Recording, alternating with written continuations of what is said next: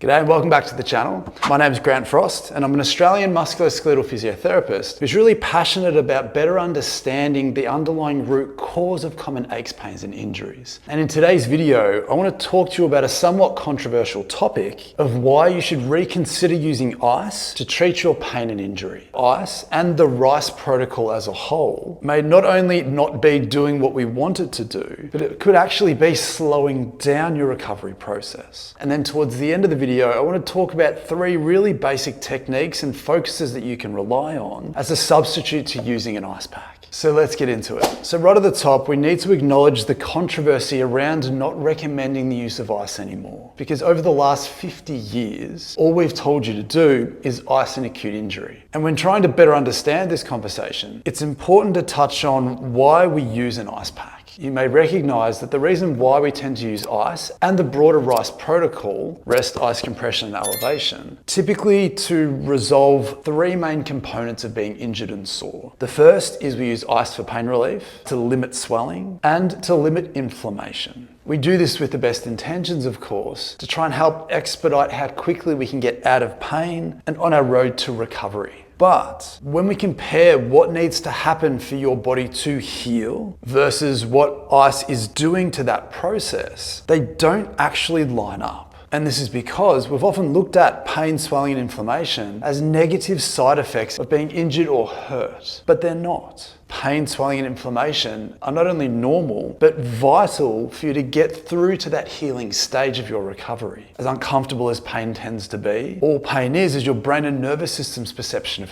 threat. And if you have just broken a bone or damaged a ligament or torn a muscle, knowing exactly where your boundaries are can actually be a great defense against creating more dysfunction, damage, and injury without realizing it. If we don't have pain, you may not necessarily have intuitive boundaries. Swelling isn't necessarily good or bad, it's just the byproduct of the healing process. And in terms of inflammation, we can't actually have a healing response if we don't first go through the inflamed stage of that process. So if you're reaching for an ice pack with the intent to decrease pain, swelling, and inflammation, then in a number of different ways, you may not only not be optimizing your recovery, but there is a chance you could be slowing it down. Because when you put an ice pack onto your injured tissue, and perhaps the pain settles temporarily, and perhaps you are dampening that inflammatory process, as soon as you take that ice pack off and your tissue reheats back to normal temperature again, your body's inbuilt natural mechanisms will just kick back into gear again. So in a lot of ways, ice may be slowing down that process because we're getting in the way of that process. The one thing that ice does have in its favor is that it has been shown to be a fantastic short-term pain reliever. So it goes without saying, if you are dealing with something that is incredibly painful and you feel that ice does help you better cope with that situation, then by all means take a mature and reasonable and responsible approach to the management of your pain. But the broader context is that if you are prioritizing immediate short-term pain relief over the speed at which you may ultimately recover, then that is a very reasonable adult and mature choice that you can make. If recovering as quickly as possible is highly valuable to you, then it may benefit you to look at other alternatives for pain relief rather than just an ice pack. And what's also interesting about this is that these same concepts apply to the rest of that R.I.C.E protocol. So there's a good chance that if you have become familiar with the need to ice an acute injury, it's often because of the R.I.C.E protocol, which is rest, ice, elevation, and compression. But similar to the specific ice debate, when we look at the rest, compression, and elevation components of R.I.C.E as well, how we've promoted them for so long may also be slowing down that healing process rather than expediting it. From a rest perspective, we know that one of the main mechanisms that helps us remove waste and swelling is movement. Your lymphatic system, which is your body's waste disposal system, is a passive system that requires muscle contraction and use in order to flush out a lot of the waste products that are accrued through exercise or injury. And in terms of compression, we've told you for years that we want to wrap up your swollen area to stop that area from swelling. And while we can't prevent swelling because it is a natural part of the healing process, but when we compress the area, we are not only affecting movement of things into that area, but we're also reducing the ability of your body to get things out of that area as well. And it's the same thing with elevation. Typically, we've told you that you need to elevate your affected area above the level of your heart. And while this may make sense in theory, by elevating that area, we are also making it harder for all the good things to be transported to that area. We want your blood flow to go to that area because that carries all of your healing mechanisms. So with all that in mind, resting, icing, compressing, and elevating your injured tissue, again, may have some intuitive benefits, but ultimately may be impeding your body's ability to do the thing that it's trying to do. But having said that, there will absolutely be specific nuanced moments where resting, icing, compressing, and elevating may be beneficial for you. But what we're better understanding now is that that may not be in pain and acute injury management. So when discussing a controversial topic, it's important to be as reasonable and responsible as possible and explain both sides. And while the R.I.C.E protocol, and ICE in particular, should not be a staple of any acute injury management going forwards, we still need to acknowledge that there can be uses for that protocol. As I mentioned earlier, if your pain is out of control, it's stopping you from sleeping, it's impacting your ability to work, it's severely impacting your quality of life. If an ice pack is the one thing that gives you pain relief, nobody should take that away from you. Ice is free, doesn't really come with any dire consequences like some other strategies might. At the end of the day, if you don't care about how quickly you recover and pain is just your main goal, then do the thing that you feel works for you. Because ice is really good at reducing blood flow to an area. While that may not be optimal if that blood flow is carrying all the materials that you need to recover quickly, if there's some reason why you want to reduce the amount of blood flow to an area temporarily, then use an ice pack. It may also help you to elevate and compress that area to restrict your body's natural mechanisms in that moment. But we just need to make sure that we're starting to move away from using ice as an optional tool with the thought that it expedites the recovery process.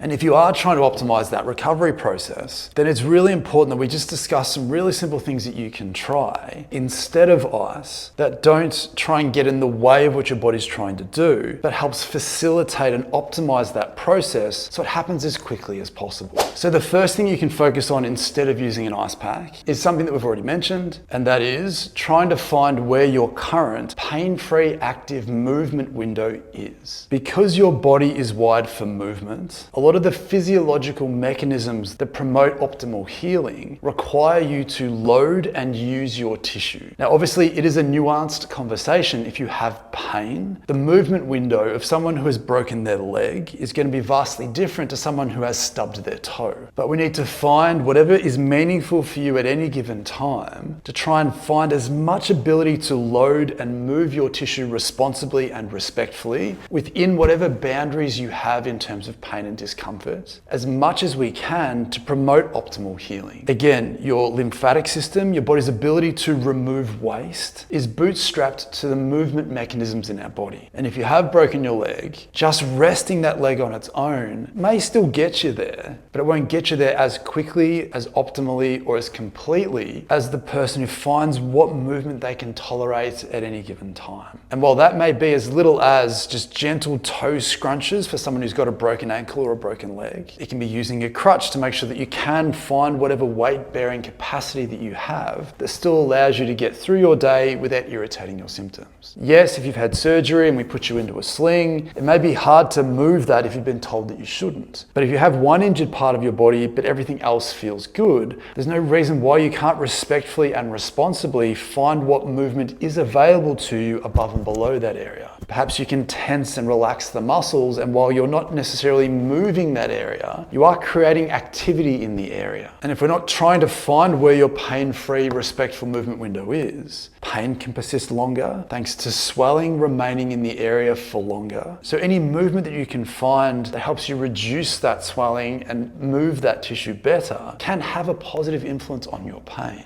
And it's also another reason why we don't want to diminish your pain response with ice if we can, because that just takes out another way for you to interpret what your body is telling you based on all the things that you are doing to it and with it throughout your day. The second really simple thing that we can use to replace ice is gentle massage. Sometimes these things sound ridiculously simple and basic, and it speaks to the idea that generally the basics and the simple things tend to work the best. And again, what's important with massage is depending on which part of your body is painful and injured, gentle, respectful, potentially surface level massage has a number of different benefits. If it's your knee that's damaged and it's painful and it's swollen and it's inflamed, we don't need you to get into that tissue and dig in and sort of break apart tissue that's already injured and damaged. But what we can do is we can use gentle surface level massage where we're massaging up and away from that area. This can obviously help with reducing the amount of swelling and congestion that's in the area. It can also help promote a very respectful level of blood flow to the area. Again, we don't want to go over the top too much because too much of a good thing can still impede that healing process. The more blood flow that goes to the area, potentially the more swelling that can occur from that. So we want to find a happy medium where it doesn't feel too hard, it doesn't feel too soft, it doesn't feel too painful, but it does feel soothing as well. And that's the third thing. One of the things that people don't often realize about pain is, again, it's just based on your brain and nervous system's perception of threat. It doesn't guarantee that there's damage, or it doesn't correlate with how much damage there is. If you would consider your pain intensity to be an 8 out of 10, it in no way guarantees that the amount of damage to the area is also an 8 out of 10. All it guarantees is that your brain is 8 out of 10 threatened about what's going on. So the great thing about gentle, respectful massage is that it does have a parasympathetic effect on your nervous system, helping your brain and nervous system feel less threatened about what's actually going on. And without changing the injury or the damage that's there, just by winding down that nervous system, making it feel less on edge, making it feel more safe, can drop that pain intensity down from an 8 down a few notches just by affecting how your nervous system is feeling.